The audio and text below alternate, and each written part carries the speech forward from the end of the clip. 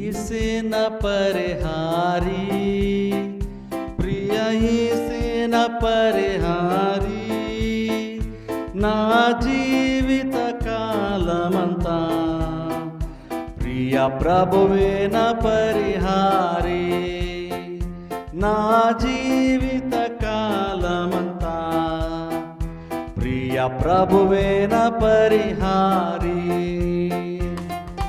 యేసేన పరిహారి ప్రియ యేసేన పరిహారి నా జీవిత కాలమంతా ప్రియ ప్రభువేన పరిహారి నా జీవిత కాలమంతా ప్రియ ప్రభువేన పరిహారి ఎన్ని కష్టాలు కలిగినను నన్ను కృంగించే బాధలను ఎన్ని కష్టాలు కలిగినను నన్ను కృంగించే బాధలను ఎన్ని నష్టాలు శోభిల్లినా ప్రియ ప్రభువేన పరిహారి ఎన్ని శోభిల్లినా ప్రియ ప్రభువేన పరిహారి నన్ను సాతాను వెంబడించిన నన్ను శత్రువు ఎదిరించిన నన్ను సాతాను వెంబడించిన నన్ను శత్రువు ఎదిరించిన నన్ను నిందలు నన్ను చుట్టిన ప్రియ ప్రభువేన పరిహారి పలు నిందలు నన్ను చుట్టిన ప్రియ ప్రభువేన పరిహారి మని మాన్యాలు లేకున్నా మనోవేదనలు వేధించిన మని మాన్యాలు లేకున్నా మనోవేదనలు వేధించిన నరులెల్లరూ నన్ను విడిచిన ప్రియ ప్రభువేన పరిహారి నరులెల్లరూ నన్ను విడిచిన ప్రియ ప్రభువేన పరిహారి బహువ్యాధులు నన్ను సోకిన నాకు శాంతి కరువైన బహువ్యాధులు నన్ను సోకిన నాకు శాంతి కరువైన నన్ను శోధకుడు శోధించిన ప్రియ ప్రభువేన పరిహారి నన్ను శోధకుడు శోధించిన ప్రియ ప్రభువేన పరిహారి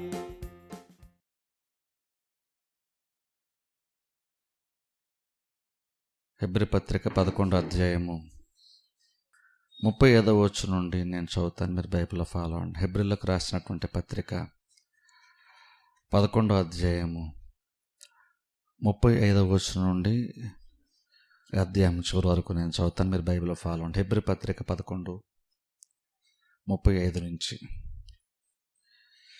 స్త్రీలు మృతులైన తమ వారిని పునరుద్ధానం వలన మరలా పొందిరి, కొందరైతే మరి శ్రేష్టమైన పునరుద్ధానము పొందగోరి విడుదల పొందనొల్లక యాతన పెట్టబడిరి.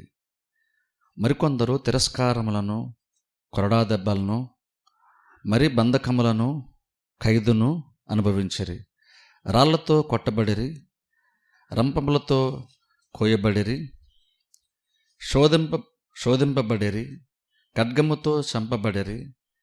గొర్రె చర్మములను, మేక చర్మములను వేసుకొని దరిద్రులయుండి శ్రమపడి హింస పొందుచు అడవులలోనూ కొండల మీదను గుహల్లోనూ సొరంగముల్లోనూ తిరుగులాడుచు సంచరించిరి. అట్టివారికి ఈ లోకము యోగ్యమైనది కాదు. వీరందరూ తమ విశ్వాసము ద్వారా సాక్ష్యము పొందిన వారైనను మనము లేకుండా సంపూర్ణులు కాకుండా నిమిత్తము దేవుడు మన కొరకు మరి శ్రేష్టమైన దానిని ముందుగా సిద్ధపరిచాను గనుక వీరు వాగ్దాన ఫలము అనుభవింపలేదు. చూడండి, మనము గత కొంతకాలం నుండి విశ్వాసం గురించి మనం చూస్తున్నాం. అందులో ఈ రోజున్న విశ్వాసంలో మరొక విషయం గురించి ఈరోజున మనము కొన్ని విషయాలు తెలుసుకుందాం. ఇప్పటివరకు మనం విశ్వాసంగా చూసినటువంటి విషయం వేరు, ఈ రోజున నేను చెప్పబోయే విషయం వేరు. ఇప్పటివరకు మనం విశ్వాసం గురించి మనం చూసుకున్నప్పుడు, విశ్వాసం ఉన్నప్పుడు దేవుడు ఎలా కార్యాలు చేస్తాడు అన్న దాని గురించి మనం చూసుకున్నాం. పౌలు కూడా అక్కడ మాట్లాడుతూ వారు విశ్వాసం వల్ల ఎలాగున వాళ్ళు యుద్ధంలో విజయాన్ని సంపాదించుకున్నారు, అలాగే పరాక్రమశాలు ఎలాగయ్యారో ఇవన్నీ కూడా పౌలు విశ్వాసులకు తెలియజేస్తున్నాడు. విశ్వాసము ద్వారా వాళ్ళు ఏం చేశారు. గత వారం మనం చూసారా, గిద్యోను గురించి మనం చూసుకున్నాం గత వారంన. అలాగే గిద్యోను కూడా ఏ రకంగా బలహీనముగా ఉండి బలపరచబడ్డాడో మనం చూసాం. ఆ బలం ఎలాగొచ్చింది అని అంటే పౌలు దానికి కారణం కూడా విశ్వాసం అని చెప్తూ వచ్చాడు. ఇప్పుడు చూడండి, అది నిజంగా చాలా ప్రాముఖ్యం. ఇక్కడేదో పౌలు ఏదో కొన్ని విశ్వాసం గురించి కొంత బోధిద్దాం అనుకొని ఎవరు పెడతాన్ని తీసుకొచ్చేసి ఎగ్జాంపుల్ తీసుకొచ్చేసి ఏదో గుడ్డిగా చెప్పేసినటువంటి విషయం కాదు. నిజంగానే నూతన నిబంధన ద్వారా మనం చూసినప్పుడు, అంటే బైబిల్ ప్రకారం మనం చూసినప్పుడు, వాళ్ళు కొన్ని కార్యాలు చేసినప్పుడు, సాధించినప్పుడు, పౌలు వారందరి గురించి బాగా స్టడీ చేసినప్పుడు పౌలుకి అర్థమైన విషయం ఏంటంటే వారు అంత బలహీనంగా ఉండి కూడా వాళ్ళంత బలవంతులుగా కార్యాలు చేయడానికి కారణం ఏంటంటే విశ్వాసం అనే విషయం పౌలకి అర్థమయ్యే. కొంతమంది యూదులుగా ఉండి క్రైస్తవులుగా మారి శ్రమలు పొందుచున్నటువంటి వారికి విశ్వాసం యొక్క ప్రత్యేకత గురించి మాట్లాడుతూ వచ్చాడు. కష్టాల్లో కూడా ఎలాగ విశ్వాసం గురించి అలా మాట్లాడుతూ వచ్చి ఈ పై వచ్చినట్టు మనం చూసి 35 వచ్చిన వరకు మనం చూస్తే, పై వరకు చూస్తే వారు విశ్వాసం వల్ల ఎలా కార్యాలు సాధించుకున్నారు, ఎలా కార్యాలను పొందుకున్నారు, ఎలాగ ఆశీర్వదింపబడ్డారో పౌలు మాట్లాడుతూ వచ్చాడు. కానీ ఆ తర్వాత ఇక్కడ మనం చదివినటువంటి వచనం మనం చూసుకున్నట్లయితే ఇక్కడ ఇంకా విశ్వాసం గురించి మాట్లాడతాడు. కానీ ఇది మరింత ఉన్నతమైనటువంటి స్థితి కలిగినటువంటి విశ్వాసం గురించి ఇక్కడ పౌలు మాట్లాడుతున్నాడు. ప్రాముఖ్యం. సో విశ్వాసం అనేటువంటి దానిలో చాలా రకాలైనటువంటి స్థాయిలు ఉంటాయి, అంటే వేరే వేరే స్టేజెస్ ఉంటాయి లేదా లెవెల్స్ ఉంటాయి. మనం ఏంటంటే నార్మల్గా చర్చికి అందరం వస్తున్నాం కాబట్టి, ఏవో కొన్ని కార్యాలు చేస్తున్నాం కాబట్టి అందరికీ విశ్వాసం ఉందనుకుంటాం. ఓ నిజమై ఉండొచ్చు, అందరికీ విశ్వాసం ఉండొచ్చు. కానీ అందరికీ విశ్వాసం ఎప్పుడు కూడా సమానంగా ఖచ్చితంగా ఉండదు.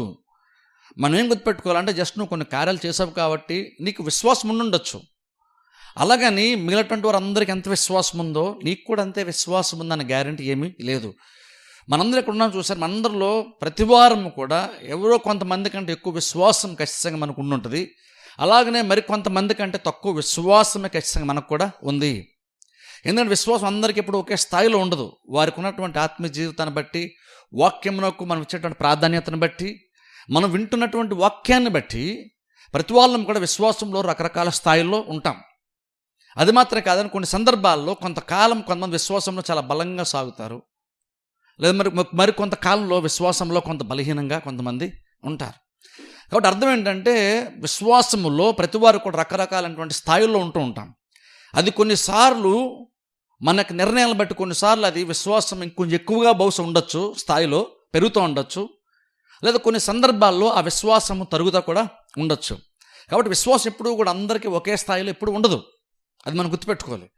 అది మాత్రమే ఇప్పుడు మనం ఏం గుర్తుపెట్టుకోవాలంటే విశ్వాసముల స్థాయిలు ఉన్నాయి కాబట్టి ఆ విశ్వాసం ఉన్నతమైనటువంటి స్థితి ఏంటి అంటే ఒక విశ్వాసి తన విశ్వాసంలో చాలా గొప్పగా ఎదిగిపోయాడు అని ఒకవేళ మనం చెప్పుకోవాలనుకుంటే ఆ విశ్వాసం ఎలా కనబడుతుంది మనకి అన్నది కూడా మనం కొంచెం ఆలోచించాలి. ఇప్పుడు పై వరకు మనం చూస్తే 11వ అధ్యాయం స్టార్టింగ్ నుండి మనం చూసుకున్నప్పుడు పౌలు మాట్లాడుతున్నప్పుడు అబ్రహాము గురించి, సారా గురించి, ఇంకా చాలామంది గురించి మాట్లాడతాడు. అలా మాట్లాడుతున్నప్పుడు వాళ్ళు విశ్వాసం ద్వారా ఏ కార్యాలు పొందుకున్నారో చూస్తున్నాం. జాగ్రత్త గమనించండి. వారు విశ్వాసం ద్వారా ఏ కార్యాలు సాధించారో చూస్తున్నాం, విశ్వాసం ద్వారా ఏ కార్యాలు పొందుకున్నారో చూస్తున్నాం. కానీ ఇప్పుడు ఇక్కడ మనం చూసుకున్నట్టయితే 35వ వచనం మనం చూస్తే ఇక్కడ పౌలు ఇంకనూ అదే విశ్వాసం గురించి మాట్లాడుతున్నాడు. కానీ ఇప్పుడు ఇక్కడ 35వ వచనం నుంచి మాట్లాడుతున్నటువంటి విశ్వాసపు స్థాయి ఎలాంటిదంటే వీళ్ళు పైన ఉన్నటువంటి వారందరూ కూడా పొందుకున్నట్లుగా పొందుకోవడం గురించి కాదు, కానీ వారి విశ్వాసాన్ని బట్టి కొన్ని వదులుకోవడం గురించి పౌలు ఇక్కడ మాట్లాడుతున్నాడు. ఆ పై వచ్చినకి 35 పై వరకు మనం చూస్తే విశ్వాసం వల్ల వాళ్ళు ఏమేమి పొందుకున్నారు. ఉదాహరణకు అబ్రహాము విశ్వాసం వల్ల ఆశీర్వదింపడ్డాడు, ఆర్థికంగా బలపరచబడ్డాడు, కుమారుని పొందుకున్నాడు. ఇలా చాలా విషయాలు మనం చూస్తాం. అలాగనే బైబిల్లో భక్తులు చాలామంది ఏం పొందుకున్నారో మనం చూస్తాం. కానీ ఇప్పుడు చూడండి, విశ్వాస యొక్క స్థితి ఎలాంటిదంటే, నీకు విశ్వాసం ఎదిగే కొలది నువ్వు ప్రతిదీ ఎంతసేపు పొందుకుంటావనే కాదు, విశ్వాసంలో ఇంకా చెప్పాలంటే దాని టాప్ లెవెల్ అంటే ఉన్నతమైనటువంటి స్థితి ఏంటి అంటే, అంత ఉన్నతమైనటువంటి స్థితిలో విశ్వాసం కనుక వ్యక్తికుంటే ఆ వ్యక్తి బహుశా పొందుకుంటాడేమో, నేను కాదన్ను. కానీ ఆ విశ్వాసం ఏ స్టేజ్లోకి ఆయన వెళ్ళిపోతాడంటే, ఒక సహజంగా అందరూ పొందుకోవడం గురించి ఆశపడి ఎదురు చూస్తూ విశ్వాసం ఉంచుతున్నారు చూసారా, పొందుకోవడం కోసం విశ్వాసం ఉంచుతున్నారు చూసారా, ఆ స్థాయిని దాటి వెళ్ళిపోతారు కొంతమంది. వాళ్ళు ఎలా ఉంటారంటే, వాళ్ళు దేవుని దగ్గర మీద పొందుకోవడం గురించి ఆలోచించరు, వారికున్న విశ్వాసాన్ని బట్టి దేవుని కోసం కొన్ని వదులుకోవడం గురించి వాళ్ళు ఆలోచన చేస్తారు. ఇప్పుడు చూడండి, అది కూడా విశ్వాసమే. మనసేపు అనుకుంటామంటే, ఒక వ్యక్తి అన్ని పొందుకుంటూ ఆర్థికంగా బలపరచబడుతూ కుటుంబాశ్రద్ధంబడి ఆర్థికంగా బలపడుతూ మంచి బట్టలు వేసుకుంటూ మంచి స్థితిలో ఉంటే అది విశ్వాసము యొక్క గొప్ప స్థితి ఏమనుకుంటాం. అది మంచి స్థితి. ఎందుకంటే చాలామంది విశ్వాసం ఉంచారు కాబట్టి కొన్ని పొందుకోలేరు, కొంతమంది విశ్వాసం నమ్మరు కాబట్టి కొన్ని కార్య వారి జీవితాలు జరగవు. దానికంటే విశ్వాసం ఉంచి పొందుకోవడం మంచిదే. నేనేమంటానంటే, అసలు నమ్మి కొంచలేకపోతున్నావు చూసారా, అది నేనేమంటానంటే అది యావరేజ్ అంటాను. విశ్వాసంలో అది అల్పమైనటువంటి స్థితి. కొంచెం బెటర్ ఏంటి అంటే, నువ్వు పొందుకోవడానికి కొన్ని కార్యాలు పొందుకోవడం నువ్వు నమ్మేవు, నమ్మడాన్ని బట్టి విశ్వాసం ఉంచేవు, నువ్వు లోట్లు కూడా విశ్వాసం బట్టి తీర్చుకున్నావు, కార్యాలు పొందుకున్నావు, అది మంచి విశ్వాసమే కాదన్ను. కానీ పొందుకున్నావు కాబట్టి నువ్వు పొందుకున్నావు అన్న దాన్ని బట్టి నువ్వు విశ్వాసంలో గొప్ప స్థితిలోకి వెళ్ళిపోయేవనేమి కాదు. పొందుకున్నావు కాబట్టి నీది చాలా గొప్ప విశ్వాసం అని కాదు, అది కూడా చాలా మంది కంటే బెటర్ విశ్వాసమే. దాన్ని కూడా దేవుడు కోరుకుంటున్నాడు. ఎందుకంటే దేవుడు చాలా శ్రద్ధపరిచాడు, అవి మనం పొందుకోవడానికి విశ్వాసం ఉంచాలని కూడా దేవుడు ఆశపడుతున్నాడు. కాబట్టి మనం విశ్వాసం ఉంచలేకపోతే అది కూడా దేవుడు కోపం తెప్పిస్తుంది, దేవుడు కూడా అంత సంతోషాన్ని తీసుకుని రాదు. కానీ నిజంగా ఇంకెంత గొప్ప స్థితి ఉంది విశ్వాసంలో అంటే, ఇంకెంత గొప్ప స్థితి ఉందంటే, వీరు ఎలాంటి విశ్వాసం స్థితిలో కొంతమంది భక్తులు ఉన్నారని పౌలు ఇక్కడ చెప్తున్నాడంటే, వీళ్ళు విశ్వాసం ఎంత బలంగా మారిపోయిందంటే, వీళ్ళు కేవలం పొందుకోవడం గురించి వీళ్ళు ఆలోచన చేయట్లేదు. వీళ్ళ విశ్వాసం ఎంత బలపడిపోయిందంటే, ఏ స్థాయిలోకి వెళ్ళిపోయారంటే, వీళ్ళు పొందుకోవడం కంటే వారికి ఉన్న విశ్వాసాన్ని బట్టి నాకేమీ లేకపోయినా పర్లేదు, నేను వదులుకోవడానికి కూడా నేను రెడీ. ఇప్పుడు ఆ వదులుకోవడానికి కూడా వాళ్ళ విశ్వాసం కారణం. ఇప్పుడు అది ఇంపార్టెంట్. ఊరినే వదులుకోవడం చెప్పట్లేదు, నేను అజ్ఞానంగా వదులుకోవడం చెప్పట్లేదు, లేదా కొన్ని విషయాలు తెలియక వదులుకోవడం చెప్పట్లేదు. ఇక్కడ ఖచ్చితంగా డెలిబరేట్గా కావాలని వాళ్ళ విశ్వాసము దేవుడు కొన్ని కార్యాలు ఇస్తానని చెప్పినప్పటికీ దాన్ని పొందుకోవడానికి అవసరమైన విశ్వాసం వీళ్ళకి ఇంకా ఉన్నప్పటికి కూడా వీళ్ళు దాన్ని దాటి వెళ్ళిపోయి, నేను పొందుకోవడం గురించి ఆలోచించట్లేదు, నేను పొందుకోవడం గురించి విశ్వాసం ఉంచట్లేదు, నేను కొన్ని వదులుకోవడం కోసం విశ్వాసం ఉంచుతున్నాను, అంటే ఆ స్థాయిలోకి నేను వెళ్ళిపోతున్నాను. అలా కొంతమంది కూడా ఉన్నారని ఇక్కడ పౌలు మాట్లాడుతున్నాడు. ఇప్పుడు చెప్పిన ఒకసారి ఇప్పుడు మరలా చదువుతాను చూడండి, కొన్ని వచనాలు చదివితే ఇప్పుడు మీకు కొంచెం క్లియర్గా అర్థమవుతుంది. చూడండి ఇక్కడ ఇప్పుడు 35వ వచనం మనం చూస్తే, 35వ వచనం 2 భాగాలు చూస్తే కొంతమంది ఏంటంటే పునరుద్ధానం వలన మరలా పొందినని మనం చూస్తున్నాం. అది మరలా మాట్లాడుతుంటే, అంటే పునరుద్ధానం వల్ల పొందినంటే అర్థం ఏంటంటే దాదాపుగా చనిపోయారు కానీ తిరిగి వాళ్ళు బ్రతికించుకున్నారు.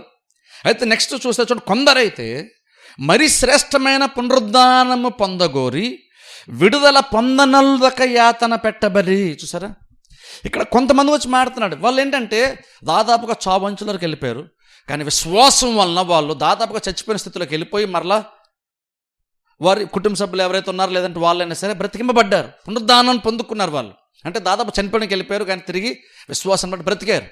అది కొంతమంది చెప్తూ మళ్ళీ అదే వచ్చినట్టు మరి కొంతమంది ఉన్నారంటున్నాడు పౌలు. మరి కొంతమంది ఉన్నారు, వాళ్ళ యొక్క స్థితి ఎలాంటిదంటే వాళ్ళకి విశ్వాసం ఉంది, కానీ వాళ్ళు ఏం చూస్తారంటే కొంతమంది ఆ ముందు ఎవరైతే గురించి చెప్పబడిందో వాళ్ళలాగా ప్రభు ఎలాగైనా బ్రతికించు అన్నటువంటి ఆ విశ్వాసంలో కాదు, దాన్ని దాటి వెళ్ళిపోయి మాకు ఇది జరగపోయిన పర్లేదు, మరి శ్రేష్టమైన పునరుద్ధానము కొరకు వాళ్ళంట ఆలోచన చేసి విశ్వాసం ఉంచి ఈ కార్యాన్ని వాళ్ళు కావాలని వదిలేసుకున్నారంట. వాళ్ళు ఇప్పుడు చూడండి, ఇక్కడ వాళ్ళు వదులుకున్నప్పుడు విశ్వాసం లేక వాళ్ళు పోగొట్టటువంటిది కాదు, వాళ్ళు ఇంతకంటే బెటర్ ఇంకా ఉంది అని గ్రహించి దీన్ని వదిలేసుకున్నారంట వాళ్ళు. ఇప్పుడు దానికి కూడా విశ్వాసమే కారణం అంట, దానికి కూడా విశ్వాసమే కారణం. ఇప్పుడు చూడండి, విశ్వాసం యొక్క స్థితి ఒకసారి ఆలోచించండి. ఇప్పుడు ఎగ్జాంపుల్ చూడండి, అబ్రహాంనే తీసుకుందాం. అబ్రహాం ఉన్నట్టు చూసారు, అబ్రహాము విశ్వాసం స్టార్టింగ్ స్టేజ్లో మనం చూస్తే దేవుడు నమ్మాడు. ఆ తర్వాత ఏం చెప్పి కొంతకాలం తర్వాత విశ్వాసం ఉంచిన తర్వాత దేవుడు ఆర్థికంగా అబ్రహాముని బలపరిచాడు. ఆ విషయం మనకు తెలుసు. ఆర్థికంగా ఫైనాన్షియల్గా బాగా బెటర్గా మారాడు, మంచిగా స్థితిలో ఉన్నాడు. కానీ టైం వచ్చినప్పుడు తనకి సంతానం లేదని బాధపడుతున్నప్పుడు దేవుడు కుమారుని కూడా ఇచ్చాడు. ఇప్పుడు అది అద్భుతం. ఎందుకంటే కుమారుని పొందుకున్నప్పుడు అబ్రహాం యొక్క విశ్వాస స్థితి ఏంటంటే నిరీక్షణకు ఆధారమే లేదు. అంటే కార్యము జరుగుతుంది అనేటువంటి నమ్మకం ఏమాత్రం కూడా లేదు. కానీ ఇంకనూ అబ్రహాము నమ్మగలిగాడు, నమ్మాడు కాబట్టి పొందుకోగలిగాడు కుమారుని. ఇప్పుడు ఆర్థికంగా అబ్రహాం బలపరచబడటానికి, పైకి రావడానికి విశ్వాసం అంత కష్టపడడం బైబిల్ మనం అబ్రహామును చూడం. అక్కడ విశ్వాసం ఉంచాడు కాబట్టి పొందుకున్నాడు, ఆశీర్వాదపడ్డాడు ఆర్థికంగా. కానీ ఆ తర్వాత నెక్స్ట్ స్టేజ్లోకి వచ్చేసరికి ఇక్కడ విశ్వాసం ఇంకొంచెం ఎక్కువ డిమాండ్ చేసింది. ఎక్కడ కుమారుని పొందుకునే విషయంలో ఇంకెక్కువ విశ్వాసం అవసరమైంది. అదంత విశ్వాసం అంటే కార్యమే జరిగే ఛాన్సే లేదు, అయినా ఇంకొక దేవుణ్ణి నమ్మవలసి వచ్చింది. అది ఆర్థికంగా బలపరచబడటం కంటే ఇంకొక ఎక్కువ విశ్వాసపు స్థితిలోనికి అది వెళితే కానీ జరగలేదు, అది జరిగింది. కానీ ఆ తర్వాత మీరు చూడండి, కుమారుని పొందుకోవడానికి ఏ విశ్వాసం అయితే ఉంచాడో ఒక టైం వస్తే దేవుడు అదే కుమారుని మరలా అడిగాడు. అదే కుమారుని మరలా అడిగినప్పుడు ఇప్పుడు చూడండి అబ్రహాం యొక్క విశ్వాసం ఎలా పనిచేస్తుంది చూడండి. ఇప్పుడు నిజంగా అబ్రహాం ఏ స్థాయిలోకి వెళ్ళిపోయాడంటే దేవుడే స్వయంగా ఒకటి ఆశీర్వదించి ఇచ్చినప్పటికీ కూడా ఇప్పుడు ఏ స్టేజ్లోకి వెళ్ళిపోయాడంటే దాన్ని మరలా తిరిగి దేవునికి ఇచ్చాడని కూడా రెడీ అయిపోయాడు అబ్రహాము. ఎంతసేపు విశ్వాసం మనం ఎలా అర్థం చేసుకున్నామంటే ఎంతసేపు విశ్వాసం ఉంటే దేవుడు ఇస్తాడని అనుకున్నాం. కానీ విశ్వాసం ఏ స్థితిలో కూడా ఒక మనిషి వెళ్ళగలడు అని పౌలు ఎక్కడ చెప్తున్నాడంటే నీకు విశ్వాసం ఉంటే నువ్వు ఏ స్టేజ్లోకి వెళ్ళిపోతావు అంటే నువ్వు దేవుడి దగ్గర నుంచి ఏదో నాకు ఇది కావాలి అది కావాలని పొందుకోవడం కాదు. ఈ లోక సంబంధంగా ఏవైతే ఈ జీవిత కాలంలో 60-70 సంవత్సరాలకి ఏదైతే నీకు అవసరం అనుకుంటున్నావో నువ్వు విశ్వాసంలో ఏ స్టేజ్కి వెళ్ళిపోయి అంటే నువ్వు దీని గురించి ఆలోచించడం మానేసి దాన్ని దాటి వెళ్ళిపోయి మరి శ్రేష్టమైనటువంటి వాటి కొరకు నువ్వు విశ్వాసం ఉంచుతావు.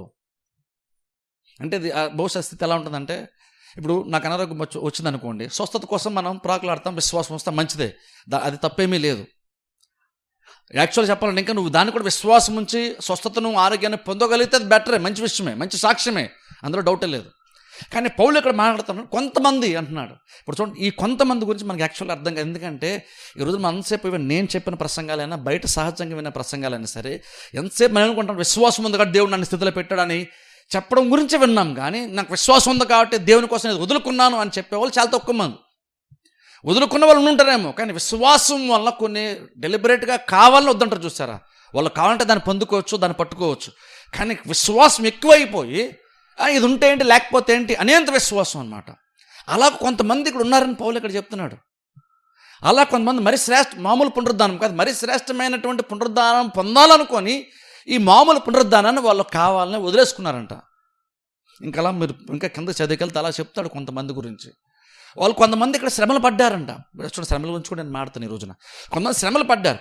అలా శ్రమలు పడుతున్నప్పుడు కూడా వాళ్ళు శ్రమలు పొందుకున్నారు కాబట్టి, శ్రమలు అనుభవిస్తున్నారు కాబట్టి వారికి విశ్వాసం లేక శ్రమలు అనుభవిస్తున్నారని కాదట పౌలు ఇక్కడ అంటున్నాడు.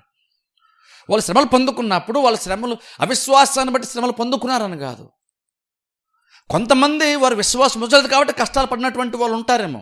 కానీ ఇక్కడ కొంతమంది వాళ్ళు ఏ రేంజ్లోకి వెళ్ళిపోయారంటే విశ్వాసంలో వాళ్ళు శ్రమలు పడుతున్నారు ఇంకను. కానీ ఆ శ్రమలు పడ్డానికి కారణం వారు అవిశ్వాసం కాదు.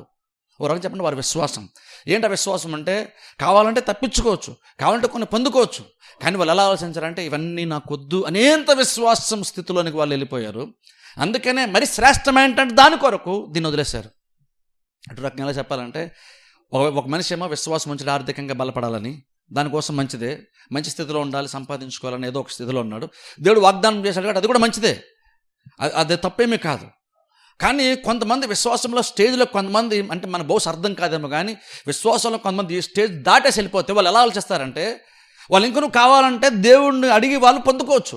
కానీ వాళ్ళు ఎలాగ ఆలోచిస్తారంటే వాళ్ళు ఏ స్థితిలోకి వాళ్ళు వెళ్ళిపోయారంటే వాళ్ళ మైండ్ సెట్ ఎలా మారిపోయిందంటే విశ్వాసాన్ని బట్టి వాళ్ళు ఎలా ఆలోచిస్తారంటే నాకు ఆర్థికంగా పెద్దగా నాకు ఎక్కువ వచ్చారని, నేను మంచి మంచి ఇళ్ళల్లో ఉండాలి, మంచి మంచి బట్టలు వేసుకోవాలి, మంచి మంచి బళ్ళు మీద తిరగాలి అని నాకు అలాంటిదేమీ లేదు, నాకు ఈ లోక ధనం కంటే నాకు పరలోకంలో నాకు స్వాస్థ్యం ఉంటే నాకు చాలు అనుకునే వాళ్ళు కూడా కొంతమంది ఉంటారు. అది ఇక్కడ పౌలు చెప్తున్నాడు. ఆ స్థితి గురించి మాట్లాడుతున్నాడు, ఆ స్థాయి గురించి మాట్లాడుతున్నాడు. ఇప్పుడు ఏమంటుంది తెలుసా, ఇప్పుడు చూడండి ఈ లోకంలో నాకు అవి కావాలి ఏ కావాలని విశ్వాసం ఉంచి విశ్వాసం ద్వారా సంపాదించుకోవడం మంచిది నేను కాదని. కానీ కొంతమంది విశ్వాసాన్ని బట్టే ఈ లోక సంబంధం ఏవో కొన్ని తాత్కాలికంగా ఏవైతే కొన్ని ఉన్నాయో వాటిని కాదని మరి శ్రేష్టమైన దాని కొరకు విశ్వాసంతో ఎదురు చూస్తున్నారు చూసారా, విశ్వాసం ఉంచారు చూసారా, దాని కొరకు అది పొందుకోవాలి ఎదురు చూస్తున్నారు చూసారా. అది ఇంకా శ్రేష్టమైనటువంటి విశ్వాసపు స్థితి, విశ్వాసపు జీవితం అంటాను. ఎందుకంటే ఇక్కడ వీళ్ళు నాకేదో కావాలంటలేదు, నాకు వద్దు అనడానికి కూడా విశ్వాసమే కారణంగా ఉంది. ఇప్పుడు అబ్రహాం కూడా చూడండి దాదాపు అలాగే మాట్లాడు చూడండి. ఒక టైం వచ్చి అన్నీ కావాలనుకున్నాడు, కుమారుడు కావాలనుకున్నాడు, నమ్మాడు. కానీ ఒక టైం వచ్చేసరికి దేవుడు అడిగినా సరే ఇవ్వడానికి కూడా రెడీ అయిపోయాడు. అంటే అంటే అర్థం ఏంటంటే అక్కడ కూడా అబ్రహాము విశ్వాసంలో కొంత ఎదిగడని అర్థం ఆ టైం వచ్చేసరికి. ఇప్పుడు అంటే చూడండి, విశ్వాసం ఎంతసేపు మనం పొందుకోవడం గురించే కాదు. క్రైస్తవ ప్రపంచంలో బహుశా ఈ ప్రస్తుతం మనం ఎంతసేపు ఏంటంటే విశ్వాసం చాలామంది చెప్పిన దాన్ని బట్టే కావచ్చు, లేదా మనకి ఎక్కువ మరి లోక వాటి ఈ అవసరతల మీద ఎక్కువ మనం డిపెండ్ అయిపోయాం కాబట్టి, వీటి చేత నడిపింపబడుతున్నాం కాబట్టి ఏమో వీటి కొరకు మాత్రమే మనం విశ్వాసం ఉంచుతున్నాం. ఇదే గొప్పది అనుకుంటున్నాం బహుశా మనం. కానీ విశ్వాసంలో ఒక స్థితి ఉంది, అదేంటంటే నీకు ఎంత విశ్వాసం ఎదిగిపోతావంటే నువ్వు కొన్ని పొందుకోగలవు, కావాలంటే నీకు చాలా వచ్చేస్తాయి, కానీ నువ్వు వద్దనుకొని విడిచిపెట్టేస్తున్నావు. ఎందుకనంటే మరి అంతకంటే శ్రేష్టమైనటువంటి దాని కొరకు దీన్ని నువ్వు కాదనేస్తున్నావు. అంటే ఇది నీకు పొందుకోబోయేటువంటి ఆ గొప్ప కార్యం ముందు ఇది అల్పమైందే కదా, దీని గురించి ఎందులే నాకు అని కావాలని విశ్వాసం ఉంచినప్పుడు కూడా ఇంక దాన్ని వదిలేస్తున్నావు. అలా కొంతమంది ఉన్నారని భక్తుల గురించి కూడా చెప్తున్నాడు ఇక్కడ. ఇప్పుడు ఒకసారి దాని గురించి ఆలోచిద్దాం. అందుకని చూడండి, శ్రమల గురించి కూడా మాట్లాడతాను నేను ఈ రోజున. ఎందుకంటే వీళ్ళంట కావాలని యాతన పొందుకున్నారంట. అంటే వాళ్ళు కావాలంటే తప్పించుకోవచ్చు, విశ్వాసాన్ని బట్టి కూడా తప్పించుకోవచ్చు. ఎందుకంటే యుద్ధాల్లో పరాక్రమశాలు అయ్యారని, విజయం సంపాదించుకున్నారని పైన కొంతమంది గురించి పౌలు విశ్వాసం గురించి మాట్లాడాడు. అప్పుడు మళ్ళీ కిందకు వచ్చేసరికి కూడా వీళ్ళ గురించి మాట్లాడుతూ ఏమంటాడంటే వాళ్ళు యాతన పరచబడ్డారు, వాళ్ళు రంపములతో కోయబడ్డారంట, చాలా చాలా విషయాలు చెప్తున్నాడు. శ్రమలు చాలా పొందారంట వీళ్ళు. ఎందుకు పొందారంటే అక్కడ కూడా అన్నాడు పౌలు, వారి విశ్వాసాన్ని బట్టే. అంటే విశ్వాసం ఉంచారు కాబట్టి శ్రమలు వచ్చినాయని కాదు, వారు కావాలని శ్రమలు మేదేసేసుకున్నారు విశ్వాసాన్ని బట్టి. ఇప్పుడు చూడండి, అసలు ఆ వారి యొక్క ఆత్మీయ స్థితి ఎలాంటిది ఒకసారి ఆలోచించండి, ఆ విశ్వాసపక స్థితి ఎలాంటిది ఒకసారి ఆలోచించండి. వీళ్ళు కావాలంటే శ్రమలను తప్పించుకునేంత విశ్వాసం వీరికి ఉంది. ఎలాగైతే గిద్యోను యుద్ధంలో విజయాన్ని సంపాదించాడో, అలాగే బహుశా దావీదు ఎలాగైతే గొలియాతును జయించాడో, అలా వీళ్ళు కూడా వాళ్ళ వ్యక్తిగత అవసరత నిమిత్తము లేదా వ్యక్తిగతంగా వాళ్ళ భద్రత నిమిత్తము విశ్వాసం ఉంచి కూడా వాళ్ళు శ్రమలను తప్పించుకోవచ్చు. కానీ వీళ్ళు ఎలాగ ఆలోచించారంటే, వాళ్ళు ఎలా ఉన్నారంటే, ఈ లోకంలో శ్రమలు వచ్చినా నాకేం పెద్ద ప్రాబ్లం లేదు, ఎందుకంటే నేను ఈ శ్రమల కోసం నేను ఆలోచించలేదు, నేను పరలోకం గురించి నేను ఆలోచన చేస్తాను అనేంత విశ్వాసం కొంతమందికి ఉందంట. ఇప్పుడు చూడండి, అందుకని అంటాను చూడండి, మనం కూడా కొన్ని సందర్భాల్లో చూడండి శ్రమలు వచ్చినప్పుడు కూడా మనం కొన్ని ఆలోచించుకోవాలి. శ్రమల పట్ల కూడా మనకు కూడా ఒక సరైన అవగాహన మనకి యాక్చువల్గా మనకి ఉండాలి. ప్రాబ్లమ్స్ వచ్చినప్పుడు క్రిస్టియన్గా దాని పట్ల సరైన అవగాహన మనకు ఉండాలి. ఎందుకంటే క్రిస్టియన్స్గా మనకు అందరికీ ఉన్నటువంటి ఒక వైఖరి ఏంటంటే, ప్రాబ్లమ్స్ వచ్చినప్పుడు నార్మల్గా ఈవెన్ క్రిస్టియన్స్ అయినా సరే, హిందూస్ అయినా సరే, ఈ క్రిస్టియన్స్ గురించి వ్యతిరేకంగా మాట్లాడేటువంటి వాళ్ళు కూడా చాలామంది ఏమంటారంటే, మీ దేవుడు మంచోడైతే ఇదంతా ఎందుకు దేవుడు జరిగిస్తున్నాడు అంటారు. వాళ్ళు ఎందుకు చంపేస్తాడు, వీళ్ళు ఎందుకు చంపేస్తాడు.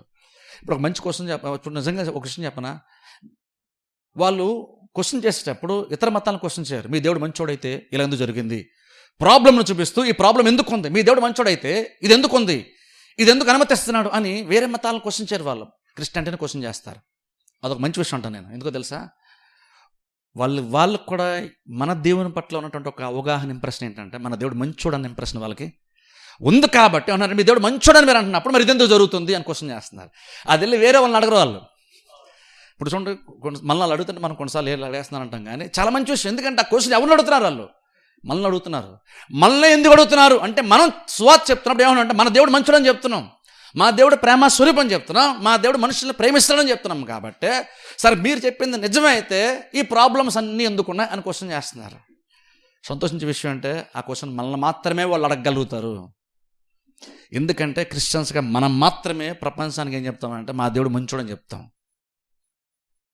మా దేవుడు గొప్పోడు అన్నది ఎలాగో మనకు తెలుసు, కానీ అది అందరూ చెప్తారు, అది అన్ని మతాల వాళ్ళు చెప్తారు, మా దేవుడు గొప్పోడు, మా దేవుడు గొప్పోడు అని అందరూ చెప్తారు. కానీ క్రిస్టియానిటీలో ఉన్నటువంటి ఒక యూనిక్నెస్ ఏంటంటే, ఒక ప్రత్యేకత ఏంటంటే, మనం యాక్చువల్ నేనైతే ఎక్కువగా ఏది హైలైట్ చేస్తానంటే మా దేవుడు గొప్పడు అని హైలైట్ కంటే నాకేది ఎక్కువ ఇష్టపడతానంటే మా దేవుడు గొప్పడు అన్న దానికి మా దేవుడు మంచోడని చెప్పడానికి ఇష్టపడతాను నేను. ఎందుకంటే ఇది వేరే ఎందులో అది ఉండదు. మా దేవుడు గొప్పడు అంటే వాళ్ళు మా దేవుడు గొప్పడు అందరూ అంటారు. కానీ ఒక ప్రత్యేకత ఏంటంటే, మనం మా దేవుడు గొప్పడు అని చెప్పడానికి దేవుడు అన్నవాడు ఎవరన్నా గొప్పోడే ఖచ్చితంగా. కాబట్టి దాన్ని మనం చెప్పుకోవాల్సిన అవసరం లేదు. కానీ ప్రపంచానికి ఏం తెలియదంటే మన దేవుడు గొప్పోడే కాదు, మన దేవుడు మంచోడు అనే విషయం మనం చెప్తున్నాం. మనం చెప్తున్నాం కాబట్టి వాళ్ళంటే మనం చెప్పినటువంటి మాటలతో వాళ్ళు ప్రపంచంలో ప్రస్తుతం జరుగుతున్నటువంటి విధి విధానాలని, కార్యాలను వాళ్ళు చూస్తున్నప్పుడు, అంటే ఎక్కడో భూకంపాలు రావడము, లేదా సునామీలు రావడము, లేదా పెద్ద పెద్ద యాక్సిడెంట్స్ అవ్వడము, ఇలా పెద్ద పెద్ద భయంకరమైన కార్యాలు ఏమైనా జరిగినప్పుడు ఆటోమేటిక్గా ప్రపంచం క్వశ్చన్ చేస్తుంది క్రిస్టియానిటీని. ఏమంటుందంటే మీ దేవుడు మంచోడైతే ఇవన్నీ ఎందుకు జరుగుతున్నాయి. ఇప్పుడు చూడండి, సహజంగా మనిషికి కూడా ఏంటంటే అది తెలుసుకోవాలని ఆశ, ప్రతి మనిషికి అది ఆశ. ఈ ప్రాబ్లం మీ దేవుడు మంచోడైతే, దేవుడు మంచివాడైతే కనుక ఈ ప్రాబ్లమ్స్ అన్నీ ఎందుకు ఉన్నాయి. ప్రాబ్లం ఏంటంటే మనం అలా వెతికే ప్రయత్నం చేస్తాం, ఆ క్వశ్చన్కి ఆన్సర్ తెలిసిన ప్రయత్నం మనం చేస్తాం. అయితే ప్రాబ్లం ఏంటంటే మనమే కొన్ని ఆన్సర్లు మనమే దానికి కనుగొనే ప్రయత్నం చేస్తాం. అంటే మనముగా టాలీ చేసుకొని అంచనా వేసేసుకొని ఇది అనే ప్రయత్నం మనం చేస్తుంటాం. కానీ యాక్చువల్ మనం క్రిస్టియన్కి మనం ఏం చేయాలంటే మనం బైబిల్లోకి వెళ్ళి ఆన్సర్లు వెతికే ప్రయత్నం మనం చేయాలి. ఇప్పుడు చూడండి, ఈ పాయింట్ కూడా ఎందుకు చెప్తున్నానంటే ఎవరు అన్యులకు మనం సమాధానం చెప్పడానికి కాదు. అలా క్వశ్చన్ చేసినప్పుడు ఫస్ట్ ఆఫ్ ఆల్ ఆన్సర్ మనకు తెలిసి ఉండాలి. నిజంగా ఎవరైనా కనుక క్వశ్చన్ చేసి మీ దేవుడు మంచోడు అని మీరు అంటున్నప్పుడు ఇవన్నీ ఎందుకు అన్నప్పుడు ఫస్ట్ ఆఫ్ ఆల్ మనకు ఆన్సర్ తెలిసి ఉండాలి. వాళ్ళని నోరు మూయించడానికి కాదు, లేదా వాళ్ళని సాటిస్ఫై చేయడానికి కాదు, లేదా వాళ్ళు సరిగ్గా కౌంటర్ చేయడానికి కాదు. ఫస్ట్ ఆఫ్ ఆల్ ఆన్సర్ మనకి తెలిసి ఉండాలి. ఎందుకంటే మనం బలపడాలి కాబట్టి మనం ఆ విషయాన్ని తెలుసుకోవాలి. అందుకే సహజంగా న్యాచురల్గానే ప్రతి మనిషికి ఉంటుంది ఆలోచన, ఇది జరిగినప్పుడు ఎందుకు ఇలా జరిగింది, ఎందుకు జరిగింది. ఇవన్నీ చూడండి, కొన్నిసార్లు కొంతమంది క్రిస్టియన్స్ కూడా చూడండి మనం ప్రార్థన చేస్తాం, కానీ వాళ్ళకి కొన్ని కార్యాలు వాళ్ళ జీవితాల్లో జరగవు. కొన్నిసార్లు మనం ఏమనుకుంటామంటే ఎందుకు జరగలేదు. కొన్నిసార్లు మనం కూడా ఆలోచన చేస్తుంటాం. కొన్నిసార్లు మనమే కంక్లూజన్కి వచ్చేస్తాం. మనకి యాక్చువల్గా చాలా విషయాలు మనకు తెలియదు, కానీ మనం ఏమేస్తాం అంటే వాళ్ళు సరిగ్గా చర్చ రాలేదండి ఆ టైంలో, అలా సరిగ్గా ప్రార్థన చేయలేదు అనేస్తాం. వస్తే అది వాస్తవం ఉండొచ్చు, నేను కాదన్ను. కానీ యాక్చువల్గా నువ్వు చెప్తున్నావు, కానీ 100% నువ్వు చెప్పినటువంటి ఆన్సర్ కరెక్ట్ అని గ్యారంటీ అయితే మనం చెప్పలేము. బహుశా అయ్యి ఉండొచ్చు, పాసిబిలిటీ ఉండొచ్చు, బహుశా అది సాధ్యమై ఉండొచ్చు, అలాగ ఆ కారణం అయ్యి ఉండొచ్చు అనగలం. కానీ కారణం ఇదే అని ఏ ఒక్కరము కూడా ప్రపంచంలో ఏ ఒక్కరు, ఏ పెద్ద బోధకుడు, ఏ పెద్ద ప్రవక్త కూడా చెప్పలేడు. దానికి కారణం మనం. మరి అప్పుడు దానికి ఆన్సర్ మనం ఏం చేయాలి అంటే చూడండి, బైబిల్లో మనకు ఆన్సర్ ఉంది.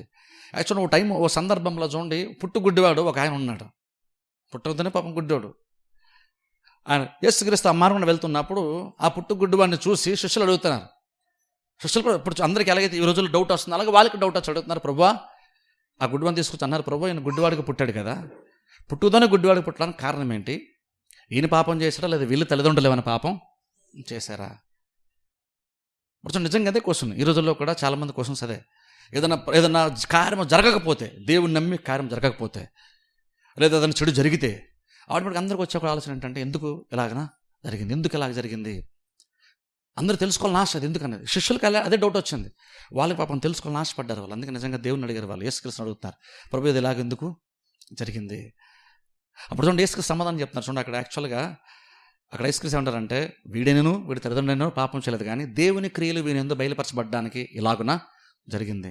ఇప్పుడు చూడండి అక్కడ యేసుక్రీస్తు ఆ రెండిట్లో ఏది కరెక్ట్ అని చెప్పలేదు. అంటే వీడు తప్పు చేశాడు కాబట్టి ఇలా పుట్టాడు అని చెప్పలేదు, లేదా వీళ్ళు తల్లిదండ్రులు పాపం చేశారు కాబట్టి వీడు ఇలా పుట్టాడు అని కూడా చెప్పలేదు. అంటే దాని ఆన్సర్ అంటే దాన్ని బట్టి మనకు అర్థమవుతున్న ఆన్సర్, క్రీస్తు మనకిస్తున్న ఆన్సర్ ఏంటంటే వాళ్ళు అనున్నప్పుడు వాళ్ళు ఏదో చేసుకుంటారేమో అని నువ్వు అలాగ ఆలోచన చేయొద్దు, లేదా వాళ్ళ తల్లిదండ్రులు ఏదో చేశారు కాబట్టి దాని ఎఫెక్ట్ ఈయన మీద పడింది అని కూడా మీరు ఆలోచన చెయ్యొద్దు. ఒక క్రిస్టియన్ లేదా ఒక మనిషి అలాగ ఆలోచన చేయకూడదంట. అంటే ఇప్పుడు చూడండి కొన్నిసార్లు ఏంటంటే వాళ్ళ తల్లిదండ్రులు ఏదో చేశారని బయటలు అనేస్తారు. కొన్నిసార్లు వాళ్ళు చేశారు కాబట్టి ఎలా అండి అంటాం మనం, లేదా వాళ్ళకి జరిగింది అనుకో. కొన్నిసార్లు మనకే గిల్టీ ఫీల్ వచ్చేస్తుంది, నేను ఏదో చేస్తుంటానే మందికి దేవుడు నాకు ఇలా శిక్ష చేశాడు అంటారు కొన్నిసార్లు కొంతమంది. మనమైన కొన్నిసార్లు ఏంటంటే శిక్ష మనం తెచ్చుకుంటాం, ఆ గిల్టీ ఫీల్ మనం పెడేసుకుంటాం.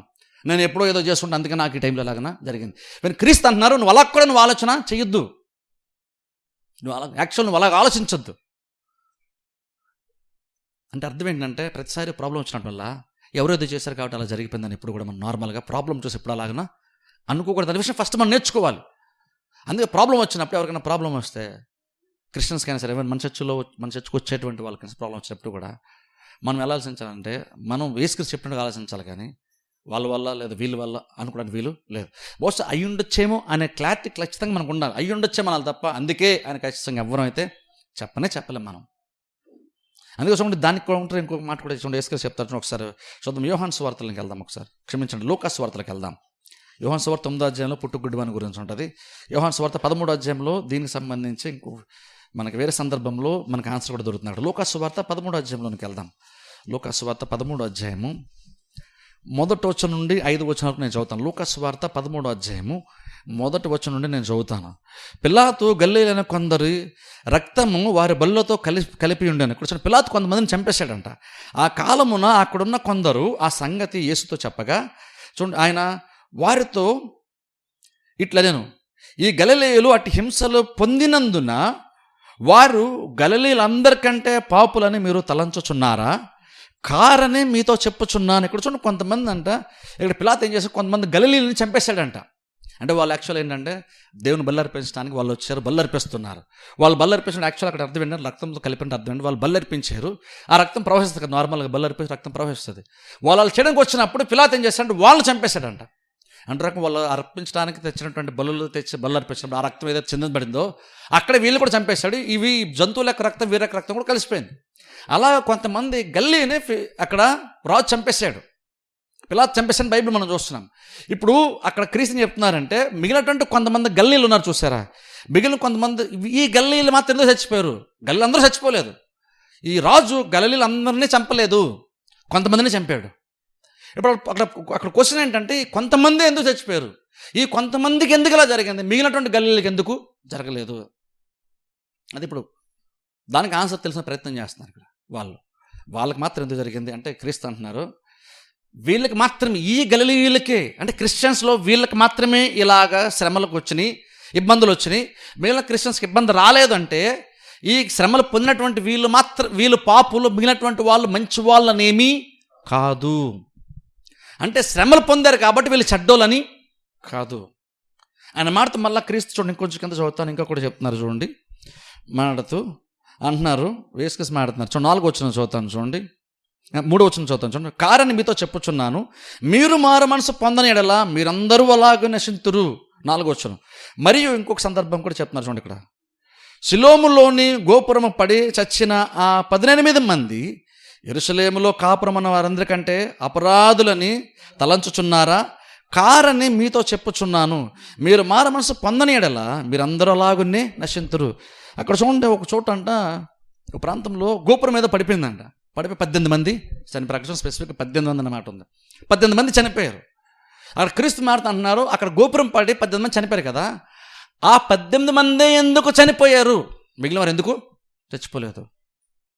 ఇప్పుడు నార్మల్ ఏమనుకుంటామంటే మిగిలినటువంటి వారు సేఫ్ అయిపోయారు, ఈ 18 మంది చచ్చిపోయారు కాబట్టి నార్మల్ క్రిస్టియన్గా కొన్నిసార్లు మనం కూడా ఏమనుకుంటామంటే ఆ 18 మందిలో మొత్తానికి ఏదో ప్రాబ్లం ఖచ్చితంగా ఉంది, అందుకనే 18 మంది మాత్రమే చనిపోయారు.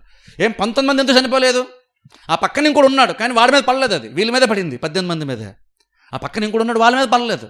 అంటే అర్థమైంది, నార్మల్గా క్రిస్టియన్గా వాక్య జ్ఞానం తెలియకపోతే, దేవుని యొక్క ఆలోచన ప్రకారం ఆత్మచేత నడిపింపబడి తెలిసిన ప్రయత్నం చేయకపోతే నార్మల్గా సింపుల్గా ఏమనేస్తామంటే ఆ 18 మంది ఏదో తేడా ఉంటుంది, మనకు తెలియదు, అందుకని 18 మందే పోయారు, మిగిలిన వారందరూ సేఫ్గానే ఉన్నారు.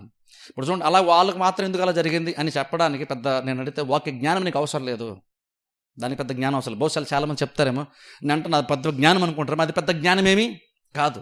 ఎందుకంటే సహజంగా మనిషి అలా ఆలోచిస్తాను క్రీస్తు చెప్తున్నారు. బహుశా మీరు అనుకున్నారేమో ఈ 18 మంది పాపులని మీరు అనుకుంటున్నారేమో, లేదు యెరూషలేము అందరూ కూడా అలాంటోలే. మీరు మారు మనసు పొందకపోతే మీకు కూడా అలాగనే జరిగే అవకాశం ఉంది.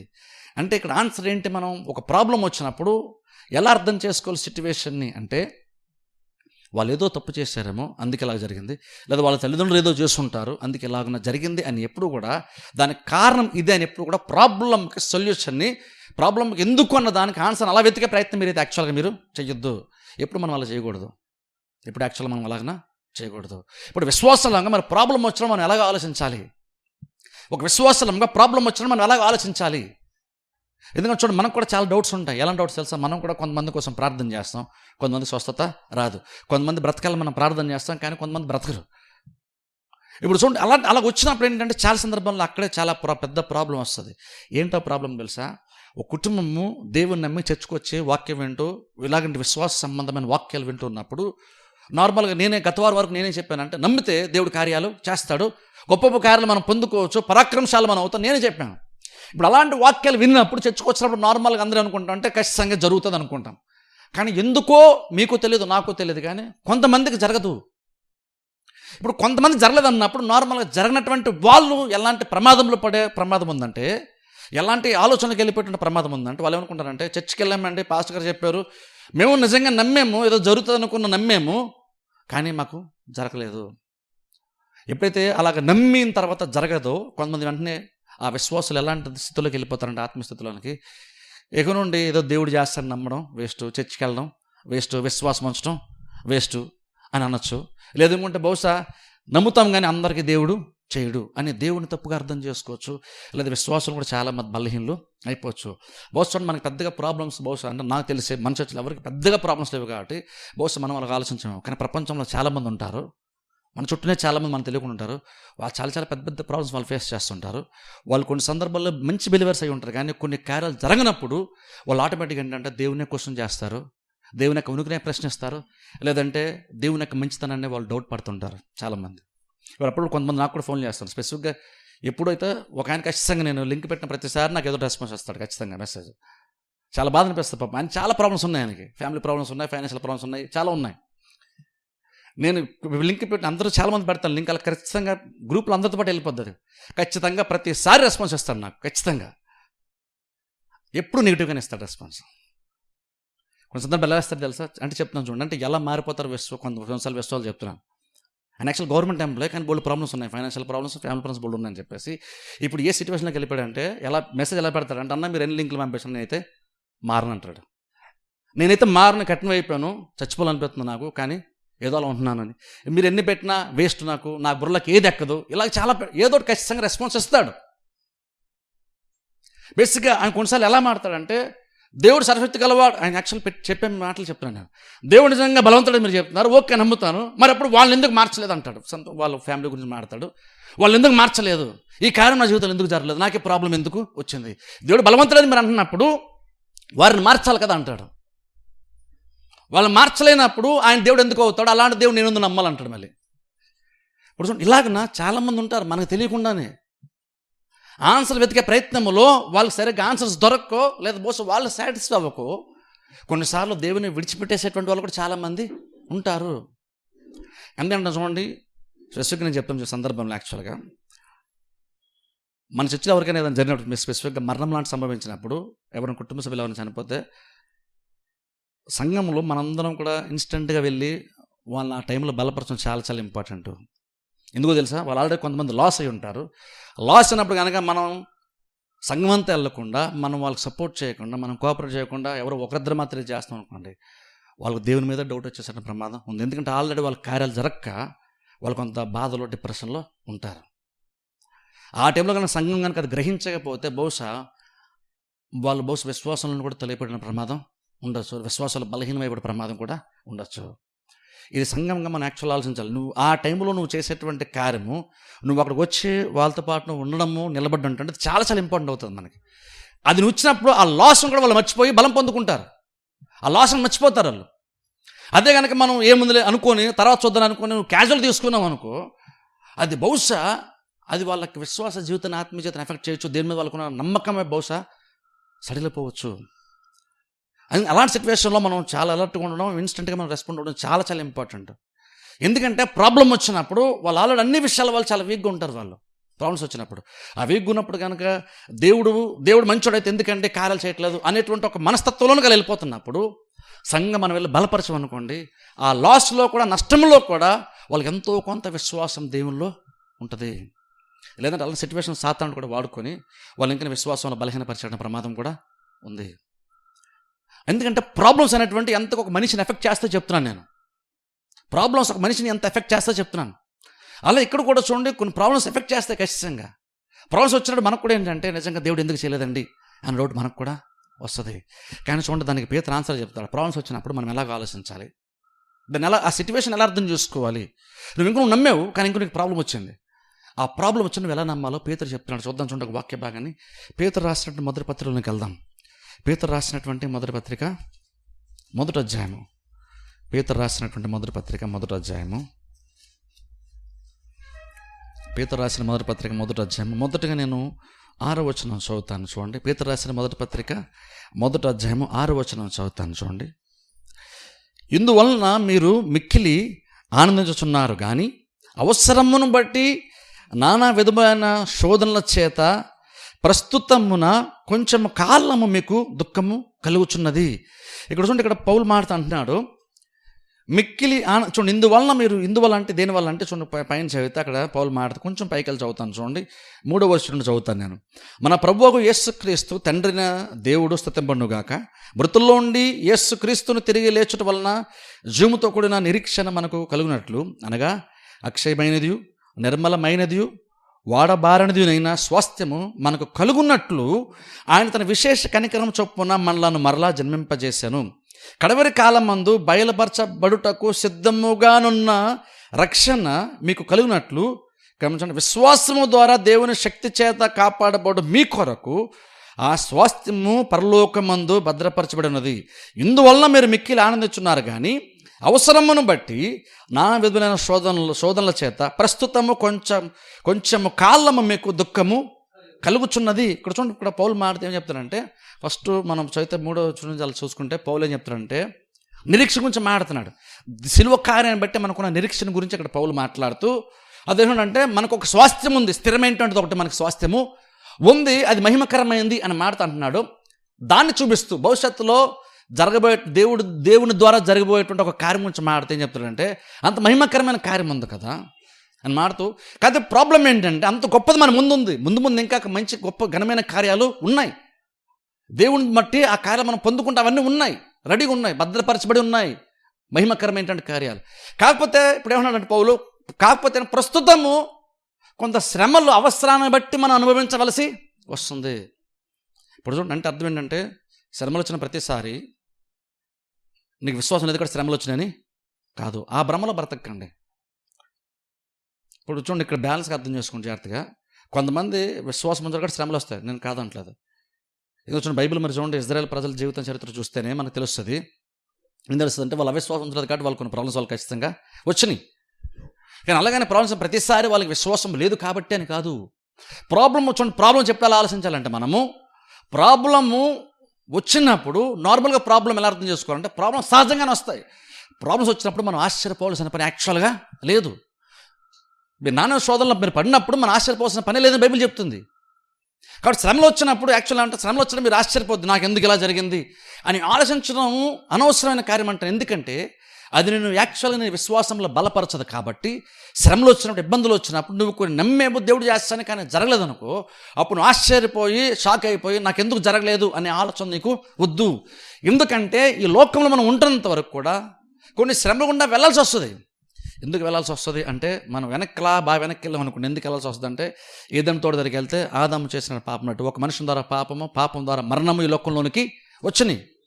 బేసిక్గా లోకం చూడండి, ఎవరే శ్రమను అనిపించిన బేసిక్గా మూల కారణం నువ్వు అలా వెతుక్కుంటూ వెళ్తే సొల్యూషన్ వెనక్కి వెళ్తే అలాగా ఆదాము చేసిన అతిక్రమం దగ్గర మనం ల్యాండ్ అవుతాం, అక్కడికి వెళ్ళి ఆగుతాం మనం. ప్రాబ్లం ఎందుకంటే వీళ్ళ నాన్న అది కాదు. యాక్చువల్గా అలా చూడొద్దు. ఎలా వెళ్ళాలంటే యాక్చువల్ బైబిల్ చెప్తున్న విషయం ఏంటంటే ఎక్కడి నుంచి వచ్చింది ఈ ప్రాబ్లం అంతా, ఎక్కడి నుంచి వచ్చింది అంటే నువ్వు ఏదైనా తోటికి వెళ్ళిపోవాలి ఫస్ట్ ఆఫ్ ఆల్. నువ్వు అది సరైన సొల్యూషన్, నువ్వు ఆలోచించడానికి అది సరైన జ్ఞానసరమైన ఆలోచన. అంతేకాని వాళ్ళ వల్ల అన్నది నువ్వు ఆలోచించేది స్వయంగా క్రీస్తు మనకు చెప్పారు. అది మనం అర్థం చేసుకోవాలి. కాబట్టి దానివల్ల ఇప్పుడు మనం కూడా కొన్ని శ్రమలు అనుభవించాల్సి వస్తుంది ఖచ్చితంగా. నువ్వు ఇంకా చర్చికి రావచ్చు, ఇంకా విశ్వాసం ఉంచవచ్చు. కానీ అప్పుడప్పుడు చూడండి, దేవుని కృపను బట్టి చాలా మేలు కూడా మనం అనుభవిస్తాం, నేను కాదనట్లేదు. ఎంతసేపు శ్రమలు అని చెప్పట్లేదు నేను. దేవుడు అంత అపనమ్మకమైన వాడేమీ కాదు. దేవుడు చాలా మంచోడు కాబట్టి నీకు ఖచ్చితంగా నువ్వు పొందుకున్న శ్రమల కంటే నీకు మేలేదేడు ఎక్కువ చేస్తున్నాడు. దానికి కారణం కూడా దేవుడే. కాకపోతే ప్రాబ్లం ఏంటంటే కొన్ని శ్రమలు సహజంగా మనకు వస్తాయి. అందుకని అవసరాన్ని బట్టి కొన్ని అంటున్నాడు పౌలు ఇక్కడ. అవసరం బట్టి కొన్ని శ్రమలు మనం గుండా వెళ్ళాల్సి వస్తుంది. అప్పుడు క్రిస్టియన్గా నువ్వు చర్చకొచ్చానండి, నేను ప్రార్థన చేశాను, నేను నమ్మాను, కానీ నాకు ఎంత ప్రాబ్లం వచ్చింది అని నువ్వు ప్రాబ్లం వచ్చినప్పుడు నువ్వు వాళ్ళకి ఆలోచించొద్దు. ఎందుకంటే మంచి జరిగినప్పుడు నువ్వు పెద్దగా అలాగ ఆలోచించవు. నాకెందుకు జరిగింది అంత మంచి కార్యము అని నువ్వు ఎప్పుడు ఆలోచించలేదు కదా. అప్పుడు ప్రాబ్లం వచ్చినప్పుడు మాత్రం ఎందుకు ఆలోచిస్తావు, నాకెందుకు ఇలా జరిగింది అని అలాగా ఆలోచించకూడదు. మా కుటుంబంలో ఎందుకు ఇలా జరిగింది అనే ఆలోచన మనకు ఉండనే కూడదు. ఎందుకు ఏమనుకోవాలంటే అలాంటి ప్రాబ్లమ్స్ వచ్చినప్పుడు ఎలా అర్థం చేసుకోవాలంటే సహజంగానే లోకంలో ప్రాబ్లమ్స్ ఉన్నాయి కాబట్టి, దుర్మార్గమైన లోకం కాబట్టి, పాప సంబంధం లోకం కాబట్టి, వ్యాధులు రోగాలతో నింపబడినటువంటి లోకం కాబట్టి సహజంగానే చిన్న శ్రమల గుండా మనం వెళ్ళాల్సి వస్తుంది. అవసరాన్ని బట్టి ఈ లోకం ఉన్నా కూడా కొన్ని శ్రమల గుండా వెళ్ళాల్సి వస్తుంది అని ఇక్కడ పౌలు మాడుతూ, కానీ మీరేం మర్చిపోకూడదంటే మహిమకరమైనది ఒకటి ఉందన్న విషయాన్ని ఆ సందర్భంలో గుర్తు చేసుకోండి అంటున్నాడు. అందుకని చూడండి, ఎవరైనా చనిపోయినప్పుడు కూడా మనం బేసిక్గా ఏం చెప్తాం, మనం బాధపడుతున్నప్పుడు బేసిక్గా ఏం చెప్తుంటే ఎందుకంటే మహిమకరమైన శరీరాన్ని దేవుడు ధరింపజేస్తాడని మనం చెప్తాం.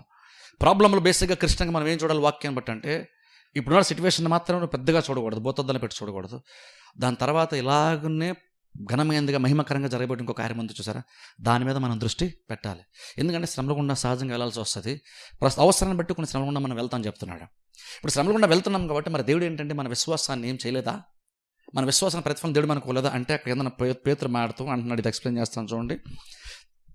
ఎగ్జాంపుల్ తీస్తున్నాడు చూడండి. కొంచెం దుఃఖం కలుగుతుంది అవసరాన్ని బట్టి. ప్రస్తుతము కొంచెం కాలము మీకు దుఃఖం, కొంచెం కాలం అన్నాడు, అది గమనించండి. అతను 7వ వచనం, నశించిపోవు సువర్ణము అగ్ని పరీక్ష వలన శుద్ధపరచబడుచున్నది కదా, దానికంటే అమూల్యమైన మీ విశ్వాసము ఈ శోధన చేత పరీక్షకు నిలిచినదై యేసుక్రీస్తు ప్రత్యక్షమైనప్పుడు మీకు మెప్పును మహిమయు ఘనతయు కలుగుటకు కారణమగును.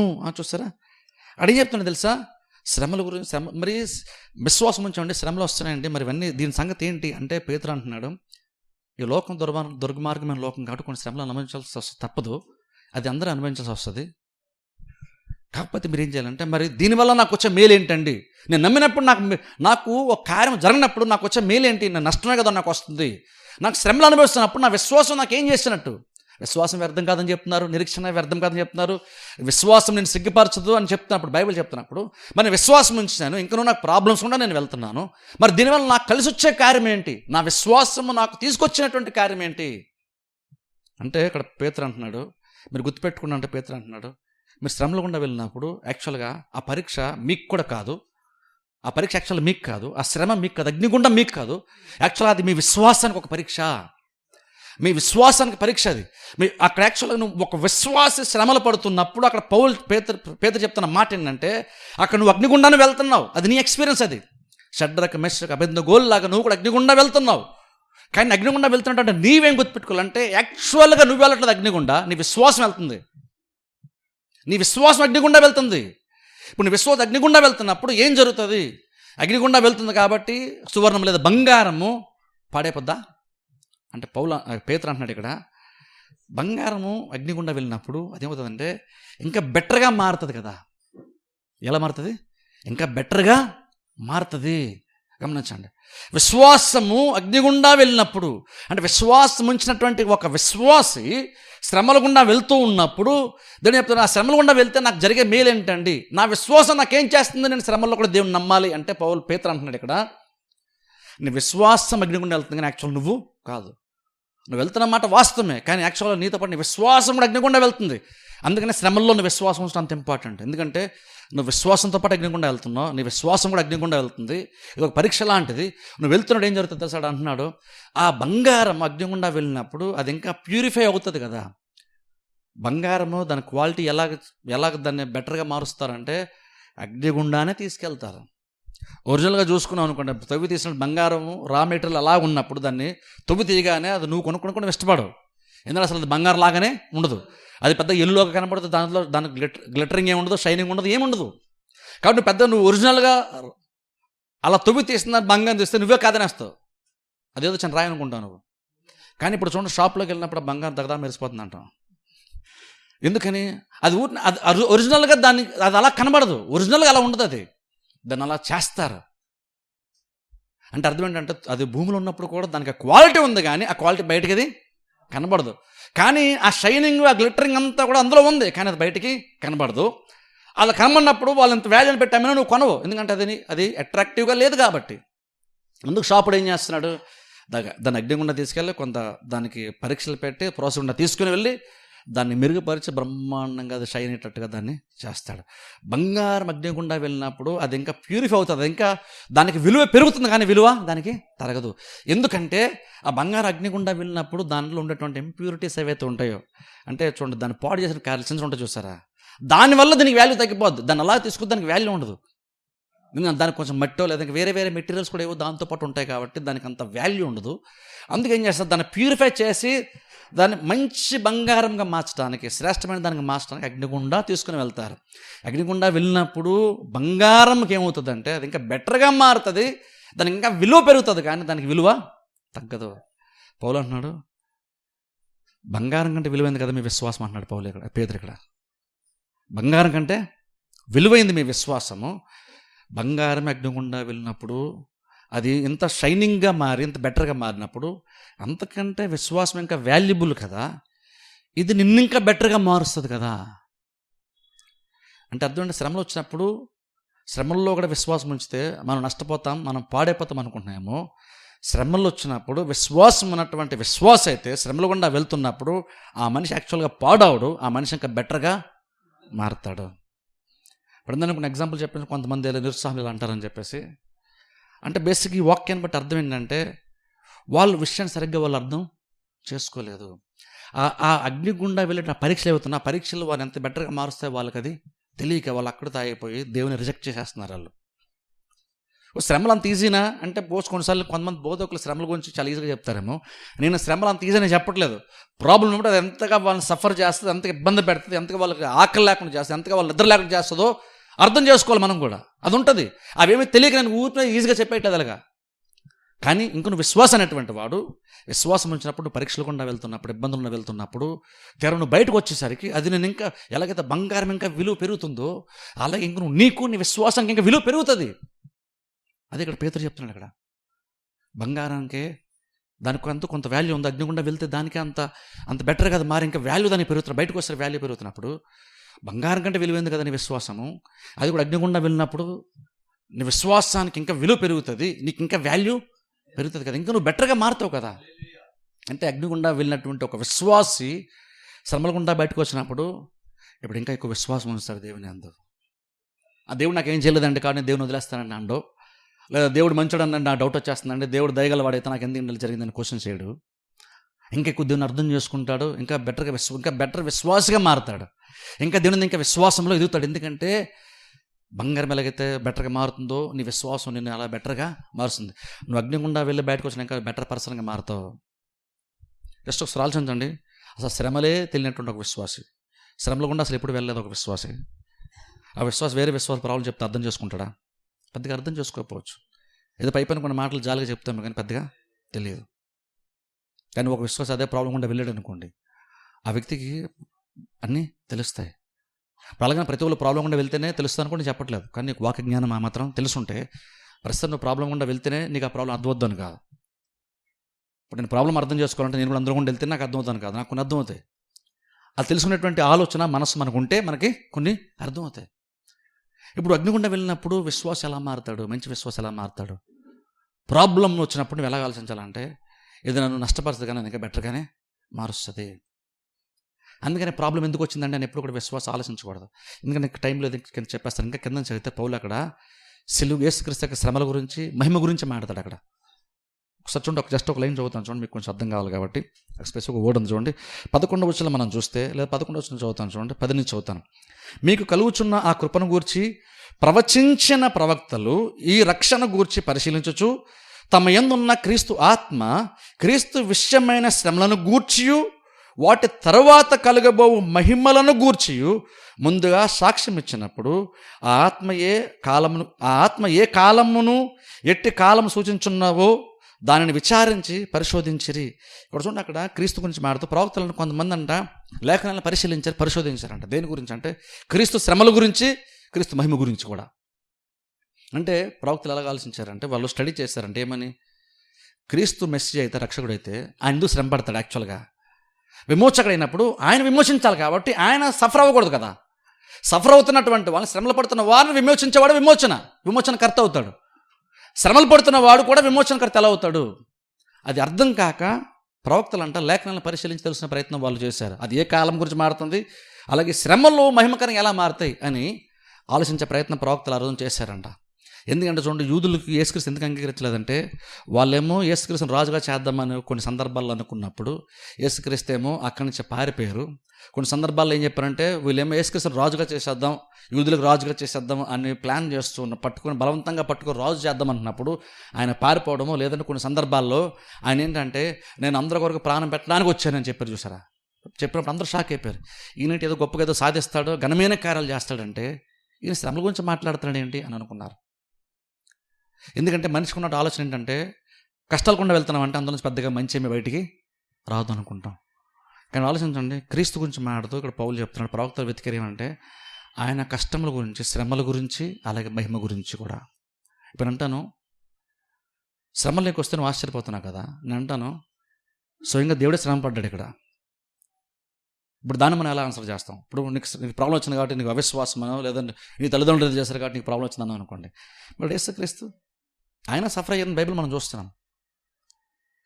ఇప్పుడు అలాంటి ఖచ్చితంగా మనకు తెలిసి యేసుక్రీస్తు ఏం చేయలేదు, అలాగే ఇంకా వేరే వేరే కారణం కూడా ఏమీ ఖచ్చితంగా ఉండవు. యేసుక్రీస్తు యొక్క శ్రమలు ఏం ప్రూవ్ చేస్తారంటే దేవుడు చెడ్డడని ప్రూవ్ చేయట్లేదు. కొంతమంది అనిల్ అంటారు యేసుక్రీస్తుని రక్షించలేదండి, ఇంకేమో అవుతుంది, ఎంతలాగా భయంకరంగా శిక్షించాడు అంటారు. నేను అంటాను, అదేం చెప్తుందంటే ఇన్ని శ్రమలు పడుతున్నారంటే దాని అర్థము దేవుడు మంచోడు కాదని కాదు, లోకము చెడ్డది అనేది ఇక్కడ ప్రూవ్ అవుతుంది. ఎందుకంటే ఏ తప్పు చేయడం క్రీస్తు సైతము శ్రమలు అనుభవించారంటే ఏం చెప్తుందంటే దేవుడు చెడ్డోడని చెప్పట్లేదు, లోకము చెడ్డదని ప్రూవ్ అవుతుంది. లోకం చెడ్డదని ప్రూవ్ అవుతుంది దీన్ని బట్టి. ఎందుకంటే నువ్వు నేను సఫర్ అయితే, నువ్వు నేను ఏదో చేసాం కానీ సఫర్ అయ్యమనుకోవచ్చు, ఇబ్బంది పడ్డా అనుకోవచ్చు. మరి యేసుక్రీస్తు శ్రమలు పొందడం ఏం చెప్తుందంటే దేవుడు చెడ్డోడని చెప్పట్లేదు, లేదా దేవుడు చేయడానికి సమర్థుడు కాదని చెప్పట్లేదు. లోకము చెడ్డది కాబట్టి, లోకం పాపంతో ఉంది కాబట్టి క్రీస్తు సైతం శ్రమలు పడవలసి వచ్చింది. శ్రమలు ఏం ప్రూవ్ చేస్తుంటే లోకము చెడ్డదని ప్రూవ్ చేస్తుంది కానీ దేవుడు చెడ్డోడని కాదు. చాలామంది అంటారు మీ దేవుడు మంచోడైతే ఎందుకండి ఇదని. నేను ఇవన్నీ ఎందుకంటే కారణము దేవుడు అనుమతిస్తున్నాడని కాదు, లేదా దేవుడు కావాలని చేస్తున్నాడని కాదు. చాలామంది సునామీల వాళ్ళు చచ్చిపోయినా, భూకంపాల వాళ్ళు చచ్చిపోయినా, లేదా రకరకాల తెగులు వాళ్ళు చచ్చిపోయినా సరే అది దేవుడు చెడ్డోడని కాదు ప్రూవ్ చేసేది. అదేం ప్రూవ్ చేస్తుందంటే లోకం చెడ్డది. అందుకనే క్రీస్తు సైతము శ్రమలు పడవలసి వచ్చింది. అయితే శ్రమలు పడుతున్న ప్రతిసారి శ్రమలు పడ్డాం కాబట్టి చెడు జరుగుతుందా, అంతకంటే ఎక్కువ నష్టం వస్తుందంటే క్రీస్తు సైతం శ్రమలు పడి తర్వాత పునరుద్ధరణ మహిమను కూడా పొందుకున్నారు. శ్రమ నుంచి మహిమ.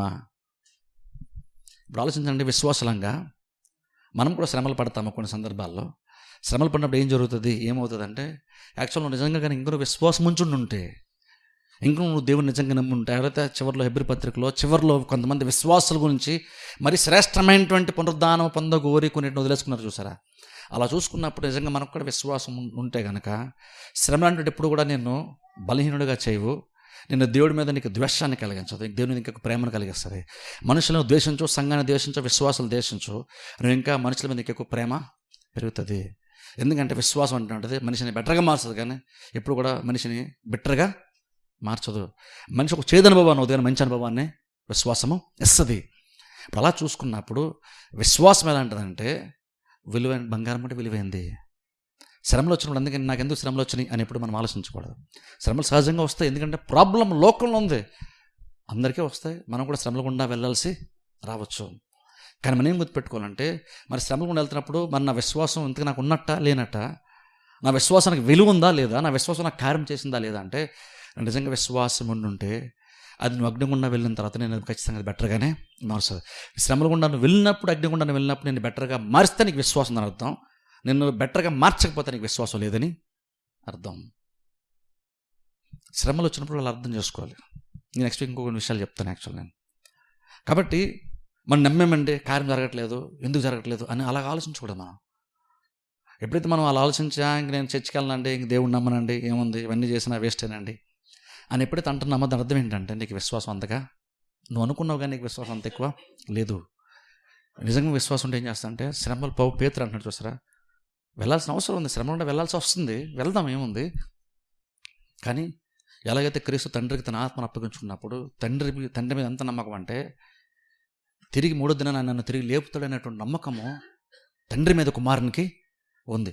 ఎంత నమ్మకం ఉంటే ఆయన శరీరం ధరించుకొని వచ్చి పాపాన్ని తన మీద భరించి మోసుకొని లోక పాపాన్ని తీసేయడానికి శ్రమలు పడి చనిపోవడానికి ఊరికి వెళ్ళాడు. ఒకసారి ఆలోచించండి.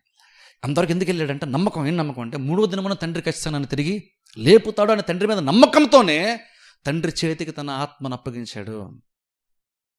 నమ్మకం. ఏం నమ్మకం అంటే 3వ దినం ఖచ్చితంగా నేను లేస్తాను, నేను బెటర్గా మారుతాను. ఇప్పుడు అందరూ నన్ను నిందిస్తున్నారు, నీకు చేత కాదా, నువ్వు బలవంతుడు అయితే, నువ్వు దేవుడు అయితే దిగిరా అంటున్నారు కదా. వీళ్ళందరికీ ఓ టైం 3 రోజుల తర్వాత దేవుడు సమాధానం చెప్తాడు. ఎలా సమాధానం చెప్తాడంటే నన్ను తిరిగి పైకి లేపి నాకు మహిమనిచ్చి ప్రపంచానికి సమాధానం చెప్తాడు. ఆ నమ్మకము క్రీస్తుకు ఉంది కాబట్టి తండ్రి చేతి తన ఆత్మను దేవుడు క్రీస్తు అప్పగించారు. ఇప్పుడు ఎగ్జాక్ట్గా అలాగనే విశ్వాసం మనం కూడా అలాగే నమ్మాలి. శ్రమలు బహుశా రావచ్చు, వచ్చినట్టు ఏం నమ్మాలంటే శ్రమలు వస్తున్నాయి అలాగని నేను దేవుడు ఏమీ చెడ్డోడని నేను అనుకోను, లేదా నా విశ్వాసం నాకు ఏం ప్రతిఫలం చేయలేదు, నాకు మంచి చేయలేదని నేను అనుకోను. ఈ శ్రమ గుండా వెళ్ళిన తర్వాత నేను సువర్ణమ్మగా నేను మారుతాను. నా విశ్వాసం ఇంకా బెటర్గా మారుతుంది. నేను ఇంకెక్కువ విశ్వాసం ఉంచడానికి నా విశ్వాసం యొక్క క్వాలిటీ మారుతుంది, నేను ఇంకా బెటర్గా మారుతాను. శ్రేష్టమైనటువంటి వాటి కొరకు ఎదురు చూసేంత విశ్వాసం నాలో పుడుతుంది. అలాగున శ్రమలు వచ్చినట్టు అలాగ ఆలోచించడం మనం నేర్చుకోలేదు. ఎందుకంటే విశ్వాసంలో ఆ స్థాయి కూడా ఉంది. ప్రతిదీ పొందుకోవడమే కాదు, ఇవ్వడానికి కూడా నడితే నీకు విశ్వాసం ఉండాలంటాను. దేవుని దగ్గర పొందుకోవడానికి నీకు విశ్వాసం అవసరమే. కానీ తెలుసా, నేను నడితే ఇంకా నన్ను నడితే ఏం చెప్తానంటే నువ్వు పొందుకోవడం కంటే ఇవ్వాలంటే నీకు ఇంకెక్కువ విశ్వాసం ఉంటాయి తప్ప నువ్వు ఇవ్వలేవు. పొందుకుంటే నీకు కలిసి వస్తుంది కాబట్టి నీ విశ్వాసం ఉంచుతావు, కానీ ఇవ్వడానికి నువ్వు నష్టపోతావు. ఇస్తున్నంటే నీ దగ్గర తగ్గిపోతుంది. ఆలోచన దానికి ఎంత విశ్వాసం ఉండాలి ఒకసారి ఆలోచన. ఇవ్వడానికి ఎంత విశ్వాసం ఉండాలి. అలా క్రీస్తు ఇచ్చారు, భక్తులు చాలామంది ఇచ్చారు. కాబట్టి మనం కూడా ఏం ఆలోచించాలంటే శ్రమలు వచ్చినప్పుడు మరింత శ్రేష్టమైనది ఇంకేదో దేవుడు మనకి ఇస్తాడు. ఇది జరగలేదేమో ఈ కార్యము, కానీ శ్రమ గుండా వెళ్ళిన తర్వాత ఇంకా శ్రేష్టమైనది ఇంకేదో దేవుడి దగ్గర ఖచ్చితంగా మహిమకరమైనది ఇంకేదో ఉంది. నా విశ్వాసము ఎంతకంటే బెటర్గా నాకు ఖచ్చితంగా తీసుకొస్తుందని భవిష్యత్తులో దేవుడు మహిమకరంగా చేయబడు కార్యం అంత విశ్వాసం ఉంచి ఈ శ్రమల్లో కూడా గుండా మనం జాగ్రత్తగా విశ్వాసం తెలియనప్పుడు మనం బెటర్గా మారుతాం. అంతేగాని కొంతమంది అందరూ చెప్పినట్లుగా దేవుడు నాకేం చేయలేదు కాబట్టి నాకు దేవుడు అవసరం లేదండి, అలాగనా మారం. అలాగే నేను వాళ్ళని ఏమి తప్పట్ను, ఎందుకంటే వాళ్ళ స్థితి అలాంటిది. పాపం వాళ్ళు చూస్తే జాలేస్తుంది. ఎందుకంటే బహుశా వాళ్ళకి సరిగ్గా చెప్పేవాళ్ళు లేరు, ఎవరిని చెప్తా వినే స్థితిలో వాళ్ళు యాక్చువల్గా లేరు. వాళ్ళందరినీ మనం తక్కువ చేసి మాట్లాడుతున్నాను ఏం కాదు, ఖచ్చితంగా తక్కువ చేయరు. వాళ్ళ ప్రాబ్లం నిజంగా పాపం చాలా సఫర్ అయ్యారు కాబట్టి పాపం వాళ్ళు ఆలోచించారు. బహుశా వాళ్ళకి సరైన ఆన్సర్ దొరకలేదు, బహుశా వాళ్ళకి సరైన బహుశా వాళ్ళు అడగలేదు, లేదా సరైన ఎవరు వాళ్ళకి సరిగ్గా ఆన్సర్ చేయలేదు, వాళ్ళు ప్రయత్నం చేయలేదు తెలుసుకున్నాను. బహుశా శిష్యుల్లాగానే బహుశా వీళ్ళు చేశారు వీళ్ళు తండ్రి చేశారా అన్నట్టుగా అయిపోతుంది. కానీ ఇప్పుడు కూడా అలాగనా ఆలోచించకూడదు.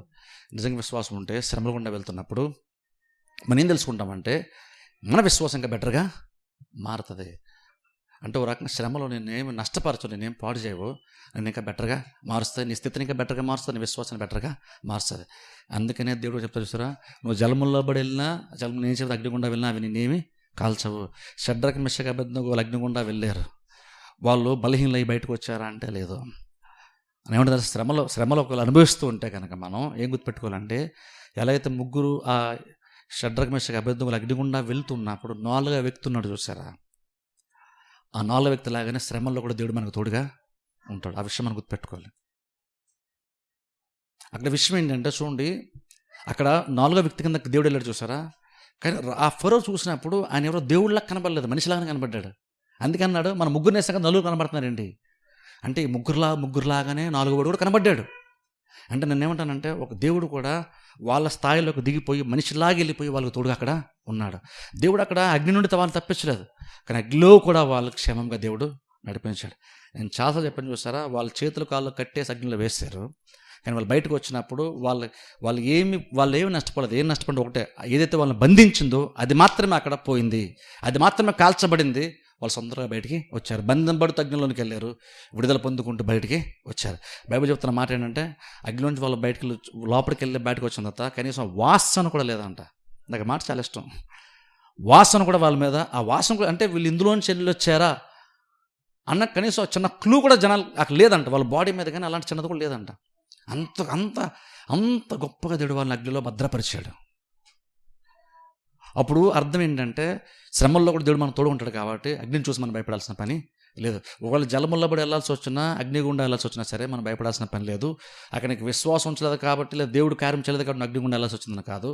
నీకు విశ్వాసం ఉంటూ కూడా ఇంకా దేవుడు అగ్నిగుండా పంపించాడంటే అర్థం ఏంటంటే రెండో వ్యక్తిగా ఆయన పక్కనే ఉండి నీతో పాటు ఆయన నడుస్తాడు.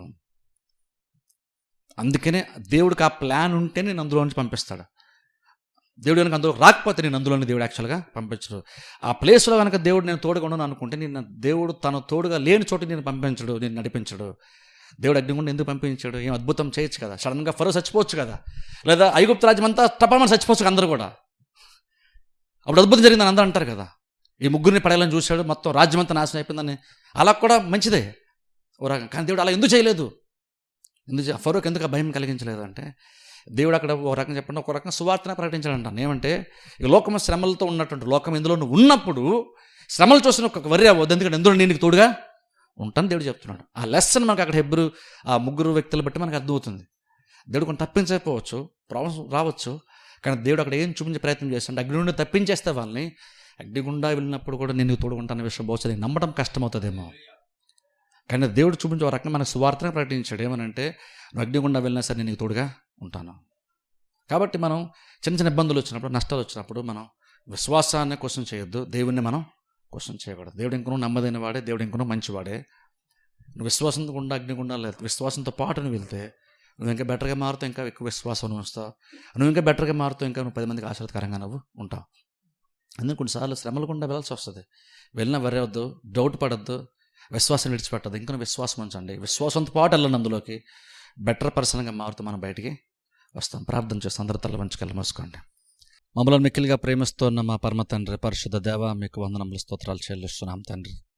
రాత్రికాల సమయంలో ప్రభువా ఆన్లైన్ ద్వారా మీ యొక్క వాక్యాన్ని తండ్రి పంచుకోవడానికి, అలాగే ప్రభు అనేక మంది వినడానికి మీరు ఇచ్చినటువంటి అవకాశాన్ని బట్టి మీకు స్తోత్రాల ప్రభా. వాక్యం పట్ల ఆసక్తితో కలిగి ఆసక్తిని బట్టి ప్రభు బిడ్డలు వచ్చుండగా వారి బిడ్డలను మీరు దీవించండి. ఆత్మల ప్రభా వాక్యం ద్వారా మీరు బలపరిచారు. విశ్వాసాన్ని తండ్రి ఎలా కాపాడుకోవాలో, శ్రమల్లో ఎలాగ ఆలోచించాలో మాకు తెలియజేశారు. అత్యంత క్లిష్టమైన పరిస్థితుల్లో ప్రభు ఎలా ప్రవర్తించాలో మీరు మాకు బోధించినందుకు మీకు స్తోత్రాలు చెల్లిస్తున్నాం ప్రభా. మీరైతే మాకు నేర్పించారో ప్రభా, దాని ప్రకారం తండ్రి మేము జీవిస్తూ బ్రతుకుతూ శ్రమలను జయిస్తూ ప్రభా మరింత మహిమకరమైనటువంటిది మీరు చేయబోతున్నటువంటి దాని కొరకు ఎదురు చూసేటువంటి విశ్వాసాన్ని ప్రభా మీరు మాకు దయచేయమని ప్రార్థిస్తున్నాం. శ్రమల గుండా వెళుతున్నప్పుడు ప్రభా మా విశ్వాసాన్ని మేము కాపాడుకోవడానికి మాకు సహాయం చేయమని ప్రార్థిస్తున్నాం. వాక్యం ప్రతి బిడ్డని దీవించండి. మరింతగా విశ్వాసంలో మీరు బలపరిచి స్థిరపరచమని ప్రార్థిస్తున్నాం. వాక్యం ప్రతి బిడ్డని వారి కుటుంబాలని మీరు ఆస్వాదించి ప్రతి లోటును మీరే తీర్చమని యేసుక్రీస్తు నామమున ప్రార్థిస్తున్నాం మా పరమ తండ్రి. ఆమేన్. స్తోత్రం, స్తుతి స్తోత్రం, స్తుతి పాత్రుడా నీకే స్తోత్రం. స్తోత్రం, స్తుతి స్తోత్రం, స్తుతి పాత్రుడా నీకే స్తోత్రం. ఎర్ర సముద్రము పాయలు చేసిన దేవా, గొప్ప దేవా, ఆరిన నేలను ప్రజలను నడిపిన దేవా, గొప్ప దేవా. ఎర్ర సముద్రము పాయలు చేసిన దేవా, గొప్ప దేవా, ఆరిన నేలను ప్రజలను నడిపిన దేవా, గొప్ప దేవా.